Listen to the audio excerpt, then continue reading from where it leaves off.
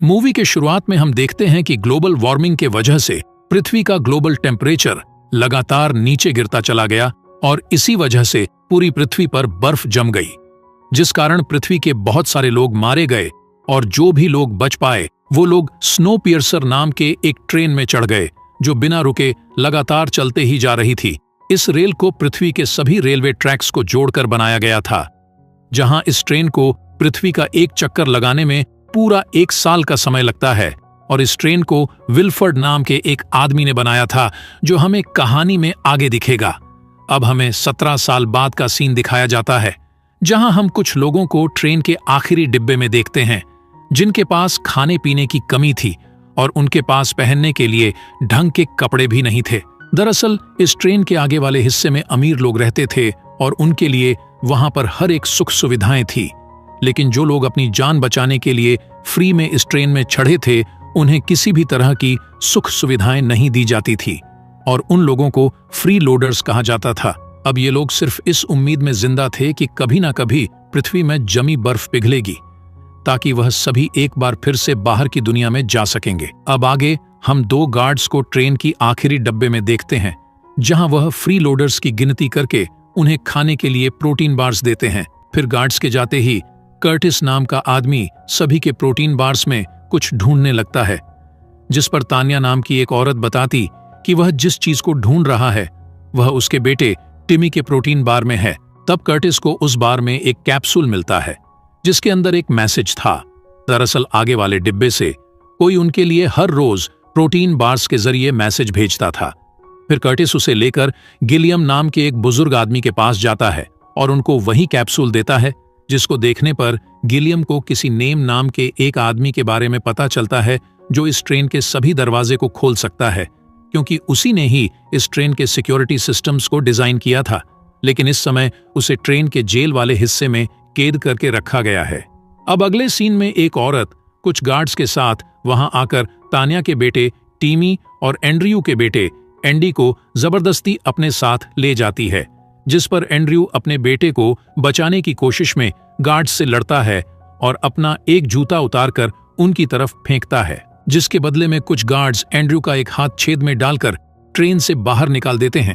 तब मेसन नाम की औरत, जिसका काम इस ट्रेन में शांति बनाए रखने का था ताकि फ्री लोडर्स कभी भी विरोध न करें, वो एंड्रयू के जूते को उठाकर सभी फ्री लोडर्स को धमकाते हुए कहती है कि जिस तरह इस जूते को हम पैर में पहनते हैं ना कि सर पर, ठीक उसी तरह तुम्हारी जगह ट्रेन के आखिरी डिब्बे में है, ना कि आगे के डिब्बे में, क्योंकि वो जगह सिर्फ अमीर लोगों के लिए है। और फिर उसका लेक्चर खत्म होने के बाद हम देखते हैं कि ठंड की वजह से एंड्रयू का हाथ अब बर्फ की तरह जम चुका है, जिस पर एक गार्ड हथौड़े से उसको तोड़ देता है। उसके बाद हम कर्टिस और गिलियम को बातें करते देखते हैं, जहां कर्टिस दावा करता है कि गार्ड्स के बंदूकों में गोली ही नहीं है। दरअसल काफी दिनों से ऐसी अफवाह फैली थी कि पिछले विरोध में ही गार्ड्स के सभी गोलियां खत्म हो चुकी हैं। इसीलिए कर्टिस एक गार्ड के पास जाकर उसका बंदूक अपने माथे पर रखता है, लेकिन ट्रिगर दबाने के बाद भी गोली नहीं चलती, जिससे यह साफ हो जाता है कि बंदूक में गोली नहीं है। इसीलिए अब सभी फ्री लोडर्स गार्ड्स को मारते हुए ट्रेन के जेल वाले हिस्से में पहुंच जाते हैं। अब यहां पर उन्हें नेम और उसकी बेटी योना मिलती है, और वो दोनों ही क्रोनोल नाम के एक पदार्थ का नशा किया करते थे। अब नेम कर्टिस से कहता है कि वो ट्रेन के हर एक दरवाजे को खोलने के बदले 2 क्रोनोल लेगा, जिस पर कर्टिस उसकी बात मान लेता है। अब वो लोग नेम की मदद से दरवाजा खोलकर ट्रेन के आगे वाले डब्बे में जाने लगते हैं, जहां खिड़की खोलकर देखने पर उन्हें बाहर की तरफ बर्फ ही बर्फ दिखाई देती है, जो इतने सालों बाद भी जमी हुई थी। वहीं थोड़ा और आगे जाने पर वो लोग ट्रेन के एक ऐसे डब्बे में पहुंचते हैं, जहां पॉल नाम का एक आदमी उनके लिए प्रोटीन बार्स बना रहा था। अब यहां कर्टिस देखता है कि वो लोग जिन प्रोटीन बार्स को इतने सालों से खाते आ रहे हैं, उन्हें हजारों कॉकरोचों को पीस कर बनाया जाता है, जो देखकर वो अपने साथी एडगर से कहता है कि बाकी लोगों को इस बारे में पता नहीं चलना चाहिए कि वो लोग अब तक क्या खाते आ रहे हैं। उसके बाद कर्टिस पॉल से सवाल करता है कि क्या तुम ही प्रोटीन बार्स में मैसेज डालकर भेजते हो, जिस पर पॉल बताता है कि उसे ये कैप्सूल्स आगे के हिस्से से मिलता है। तब कर्टिस को कैप्सूल के जरिए एक और संदेश मिलता है, जिसमें वाटर लिखा हुआ था, क्योंकि आगे के डिब्बे में वाटर रिसाइकल का डब्बा आने वाला था, जिसे कब्जा करने पर वो ट्रेन के वाटर सप्लाई को रोक सकते हैं और इस तरह से वह मेसन से अपनी शर्तें मनवा सकते हैं। और उधर कर्टिस नोटिस करता है कि दरवाजे को खोलने से पहले ही योना बता देती है कि उस दरवाजे के पीछे क्या है, यानी कि वो चीजों के आर पार देख सकती है। तभी योना देखती है कि एक दरवाजे के पीछे मेसन के बहुत सारे गुंडे मौजूद हैं जिनके हाथों में कुल्हाड़ी है। इसीलिए वो अपने पिता नेम को दरवाजा खोलने से रोकती है, लेकिन तब तक नेम ने दरवाजा खोल दिया था, जिस कारण फ्रीलोडर्स और उन गुंडों में लड़ाई शुरू हो जाती है, जिस लड़ाई में दोनों तरफ के लोग मारे जाते हैं। फिर थोड़ी देर में वो ट्रेन एक ऐसी जगह से गुजरती है जहां से वो नए साल के समय गुजरती है, यानी कि अब तक एक और साल पूरा हो चुका है। इसलिए वह सभी कुछ देर के लिए लड़ाई छोड़कर एक दूसरे को हैप्पी न्यू ईयर विश करते हैं। जिसके बाद हम मेसन को देखते हैं, जो अपने गुंडों को ऑर्डर देती हैं कि वो 75% फ्रीलोडर्स को जान से मार दे। तब उसके गुंडे अपने आंखों पर नाइट विजन गॉगल्स लगा लेते हैं, जिस पर योना, जो हर चीज के आर पार देख सकती है, वह बताती है कि अब ये ट्रेन एक अंधेरे टनल से होकर गुजरने वाली है। और अब ट्रेन के टनल में जाते ही वो गुंडे बड़ी आसानी से फ्रीलोडर्स को मारने लगते हैं, क्योंकि वो नाइट विजन गॉगल्स की मदद से उन सभी को देख पा रहे थे। पर तभी चैन का एक फ्रीलोडर एक मशाल लेकर वहां आ जाता है, जिसके पीछे और भी लोग मशाल लेकर वहां आते हैं। तब मशाल की रोशनी में लड़ाई शुरू हो जाती है, जहां चैन मेसन के एक ऑफिसर को चाकू की नोक पर रखकर लड़ाई रोकने के लिए कहता है, लेकिन मेसन कहती है कि तुम उस ऑफिसर को मार दो, पर मैं अपने गुंडों को नहीं रोकूंगी। जिस पर चैन उस ऑफिसर को जान से मार देता है।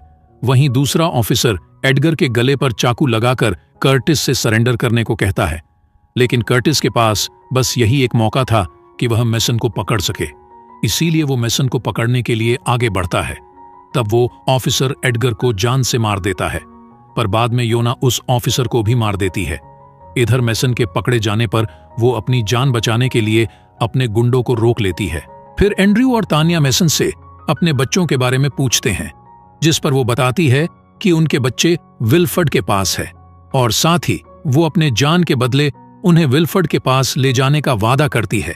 जिस पर कर्टिस अपने कुछ साथियों को लेकर मेसन के साथ आगे जाता है, जहां वो लोग खेती करने वाले डब्बे और मछली पालने वाले डब्बे से होते हुए स्कूल वाले डब्बे में जा पहुंचते हैं, जहां एक टीचर अमीरों के बच्चों को पढ़ा रही थी। अब वहां पहुंचकर तानिया और एंड्रयू अपने बच्चों की तस्वीर दिखाते हुए उन सब से पूछते हैं कि क्या किसी ने उनके बच्चों को देखा है। जिस पर एक बच्चा बताता है कि उसने कुछ गार्ड्स के साथ उन बच्चों को इंजन वाले डब्बे की तरफ जाते देखा था। फिर इसी दौरान एक आदमी ट्रॉली लेकर आता है और उसकी ट्रॉली में ढेर सारे अंडे थे, जो वो उन सबको बांटते हुए ट्रेन के पिछले डब्बे में चला जाता है और उन फ्री लोडर्स को भी अंडे बांटने लगता है। और वो लोग अंडे ले ही रहे थे कि तभी अचानक अंडे बांटने वाला आदमी उस ट्रॉली से बंदूक निकालता है और उन सभी फ्री लोडर्स को जान से मारने लगता है। और दूसरी तरफ वो टीचर भी अपने टोकरी से बंदूक निकालकर कर्टिस और उनके साथियों पर गोलियां चलाने लगती हैं, जिसमें बेचारा एंड्रयू मारा जाता है। तब चैन उस टीचर की तरफ चाकू फेंककर उसे भी जान से मार देता है। और तभी ट्रेन के टीवी पर कर्टिस देखता है कि गार्ड्स के इंचार्ज ने गिलियम को जान से मार दिया है, जो देखकर वो गुस्से में मेसन को गोली मारकर खत्म कर देता है। फिर कर्टिस और उसके साथी आगे जाते हैं और वो लोग एक ऐसे डिब्बे में पहुंच जाते हैं जिसे खोलने में नेम को काफी समय लग जाता है, जिस कारण कुछ गार्ड्स और उनके इंचार्ज वहां पहुंचकर उन पर गोलियां चला देते हैं, जिसमें कर्टिस, नेम और योना को छोड़कर बाकी सभी साथ मारे जाते हैं। और साथ ही वो इंचार्ज और उसके गार्ड्स भी मारे जाता है। जिसके बाद कर्टिस, नेम और योना ट्रेन के इंजन वाले डिब्बे के पास पहुंच जाते हैं, लेकिन नेम उस दरवाजे को खोल नहीं पाता, जिसके कारण कर्टिस गुस्से में दरवाजे पर लात घुसा मारने लगता है।